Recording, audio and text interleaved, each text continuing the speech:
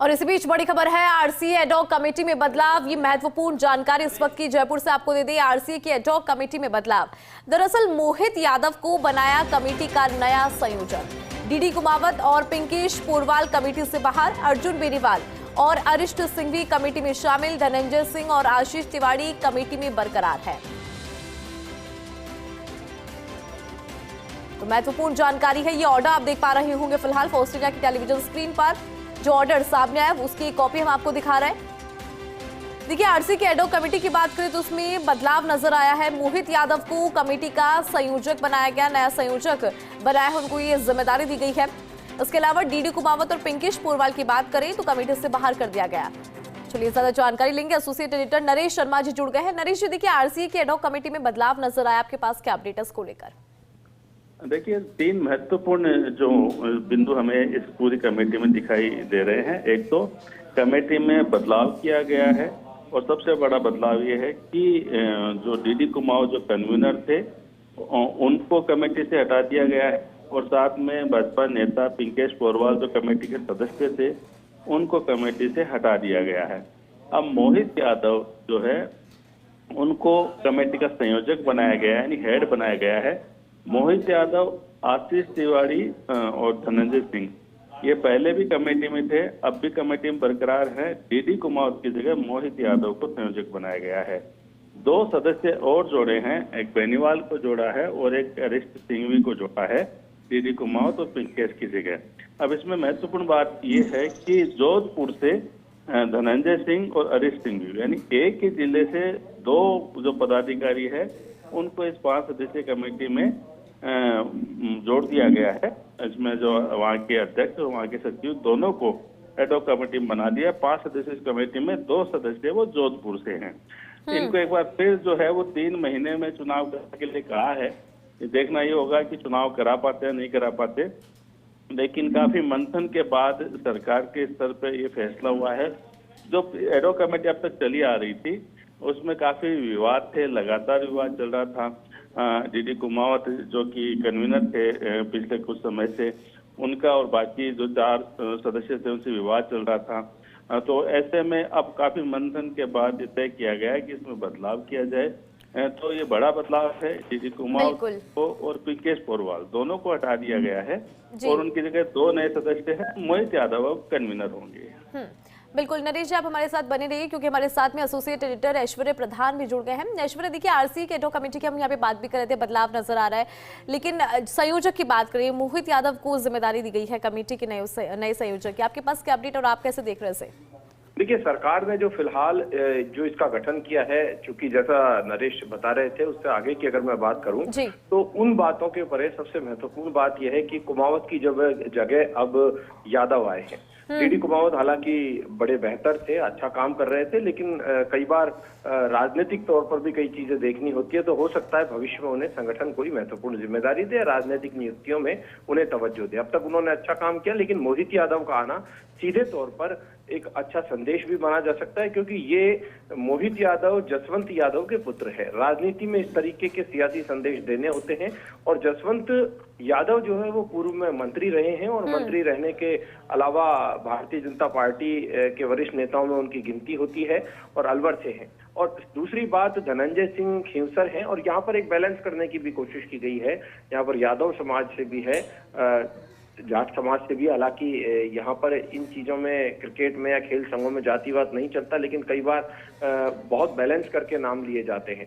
यहाँ पर पिंकेश पोरवाल जो बाहर हुए हैं, उससे भी यही लगता है कि पिंकेश पोरवाल को कोई दूसरी जिम्मेदारी संगठन में और आगे दी जा सकती है। फिलहाल तो वो संगठन में है ही, भारतीय जनता पार्टी संगठन में, लेकिन इसमें डीडी कुमावत के जाने का मतलब है डीडी कुमावत को कोई बड़ी जिम्मेदारी आगामी दिनों में मिलना। वहीं मोहित यादव का यहाँ आना, तो मोहित यादव के साथ इस टीम में अरिष्ट सिंघवी को लिया गया है, अर्जुन बेनीवाल को लिया गया है। नरेश ने बात बताई दी कि जोधपुर जो है, जोधपुर से अकेले जोधपुर से 2 होना, क्योंकि जोधपुर संभाग भी काफी बड़ा है, ये अलग बात है। लेकिन धनंजय सिंह खींवसर अभी भी अपने आप को बरकरार रखे हुए हैं, गजेंद्र सिंह खींवसर के पुत्र हैं। और ये जो कमेटी है ये 5 सदस्यीय कमेटी है और सबसे पहले एक्सक्लूसिवली फर्स्ट इंडिया न्यूज के पास ये खबर है। बिल्कुल ऐश्वर्या, आपने इसके संदेश को यहाँ पे समझाया जो सबसे ज्यादा इंपॉर्टेंट यहाँ पर हो जाता है, क्योंकि आपने इसमें राजनीति का भी जिक्र कर दिया और ये भी समझा दिया कि किसको अगर कोई जिम्मेदारी दी जा रही है तो भविष्य में उसके क्या कुछ महत्व जो है वो यहाँ पर निकल सकते हैं। लेकिन जिस तरह से ये लिस्ट भी सामने आई वो हम दिखा भी रहे हैं कि कैसे ये पूरी लिस्ट यहाँ पर जो सामने आई है, आदेश भी सामने आया है। बहुत शुक्रिया ऐश्वर्या आपका। लगातार हमारे साथ नरेश जी भी जुड़े हुए हैं। नरेश जी, देखिए अभी ऐश्वर्या जिक्र कर रहे थे क्योंकि मोहित यादव को कमेटी का एक संयोजक बनाया गया, तो फिर भविष्य को देखते हुए भी यहाँ पर ये जिम्मेदारी जो है उन्हें दी गई है। आप कैसे देख रहे हैं इसे?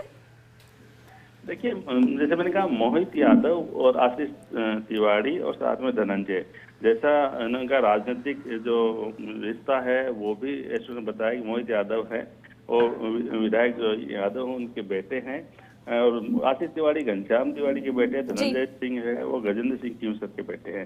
तो इन तीनों को तो बरकरार रखा है, लेकिन जो बदलाव किया गया है इसके पीछे एक तो ऐश्वर्या ने कारण बताया, और दूसरा महत्वपूर्ण कारण ये भी है इसके पीछे कि लंबे समय से इस आरसी में विवाद चल रहा था और विवाद के कारण से इस आरसी का संचालन नहीं हो पा रहा था। एडॉक कमेटी के सदस्य आपस में ही उलझ रहे थे, तो ऐसे में सरकार के पे भी ये दबाव था, लगातार क्रिकेट प्रेमियों को का भी ये दबाव था कि अब कुछ ऐसा रास्ता निकाला जाए ताकि एडॉक कमेटी में जो विवाद है वो खत्म हो।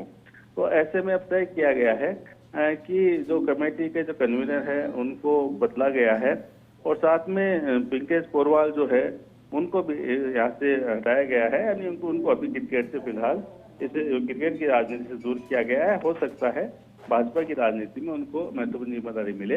अभी चूंकि आईपीएल होने हैं, आप इसको इस तरह से जोड़ के देखिए, अभी आईपीएल होने हैं और सरकार ने अपने स्तर पर प्रयास करके 4 मैच यहाँ पे उनकी मेजबानी हासिल की है।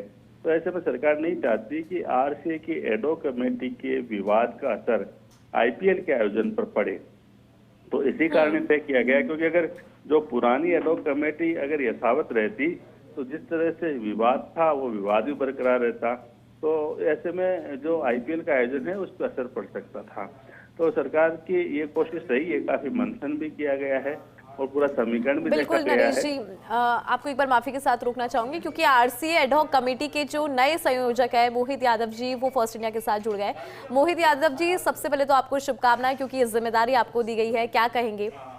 नहीं, बहुत बहुत शुक्रिया और धन्यवाद सभी हमारे शीर्ष नेतृत्व का, हमारे सीएम साहब का, भूपेंद्र यादव जी का, गौतम दत्त जी का, हमारे स्पोर्ट्स मिनिस्टर साहब का और सभी हमारे सदस्यों का, और सभी का धन्यवाद। और यही कहूंगा कि अच्छी तरह काम करेंगे और जिस काम के लिए मेरे को जिम्मेवारी मिली है उसको पूरी तरह निभाएंगे और अच्छा आरसीए के और क्रिकेट के लिए काम करेंगे।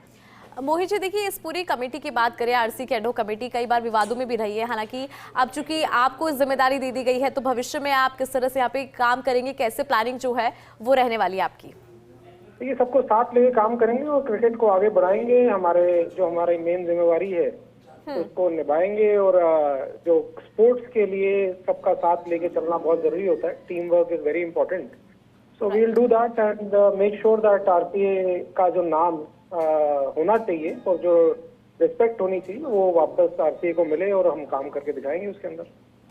All right, thank you so much Mohit Yadav ji first India के साथ में जुड़ने के लिए। नरेश जी, आपका भी बहुत धन्यवाद, आपने इस पूरी खबर को विस्तार से यहाँ पर समझाया।